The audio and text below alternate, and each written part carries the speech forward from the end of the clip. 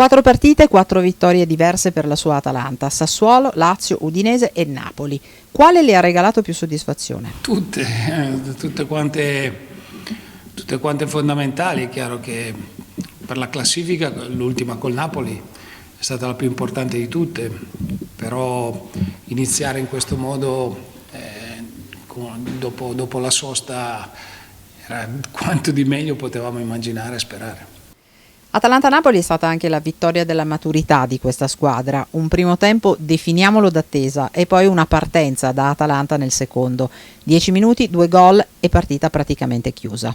Sai, le partite hanno tante facce, in questo momento poi le condizioni sono anche diverse, non c'è pubblico, si gioca ogni 3 giorni, vanno sempre interpretate di volta in volta, è una novità per certi aspetti un po' per tutti. E poi c'è comunque delle partite che hanno problematiche diverse perché il valore della squadra è diverso e la prestazione in campo può essere fatta in altri modi, ma devo dire che anche col Napoli alla fine dei 90 minuti si tende sempre a giudicare magari le partite come con la Lazio 30 minuti o insomma, anche gli altri 60 e globalmente abbiamo fatto sempre delle buone partite, i risultati ottenuti sono sicuramente meritati. Se le dico Papu Gomez, cosa mi risponde?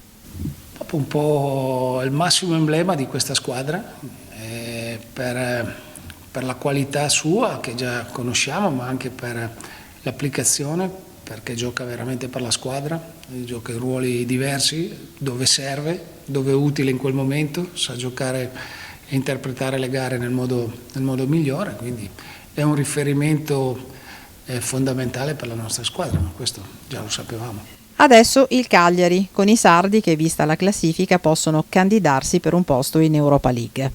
Questo è un campionato ancora molto bello perché c'è ancora tante squadre che hanno degli obiettivi da raggiungere e che possono rientrare. Il fatto che mancano 9 partite sono tante, il fatto delle condizioni un po' diverse che ci sono quest'anno è comunque anche un fattore di incertezza e ogni partita presenta delle problematiche diverse. È chiaro che noi vogliamo continuare il nostro momento positivo e abbiamo un obiettivo forte in testa che è quello di raggiungimento del posto in Champions per giocarla anche il prossimo anno e questo per noi è più forte di tutti, però sappiamo anche delle difficoltà di incontrare qualunque avversario e domani col Cagliari sappiamo che è una partita difficile. Ha qualche dubbio o la formazione anti-Cagliari è già definita? Intanto è importante che noi ci siamo tutti in questo momento e per me questo è l'aspetto fondamentale. Godiamo tutti di una buona salute e quindi posso scegliere. Nelle prossime 4 partite le giocheremo tutte a distanza solamente di 3 giorni, quindi sarà il momento proprio più difficile, se vogliamo, anche più concentrato del campionato e forse anche il momento decisivo per stabilizzare il nostro vantaggio e quindi è probabile che saranno utilizzati probabilmente gli stessi giocatori che ho utilizzato sempre, ma magari dall'inizio ci possono essere un po' più di varianti. Mister, tra Atalanta e Gasperini si è creata una bella simbiosi, fatta di tante cose, sicuramente vincente, lo dicono le ultime 4 stagioni. Sì, è stata la mia fortuna sicuramente, fortuna un po' di tutti e abbiamo insieme ottenuto dei risultati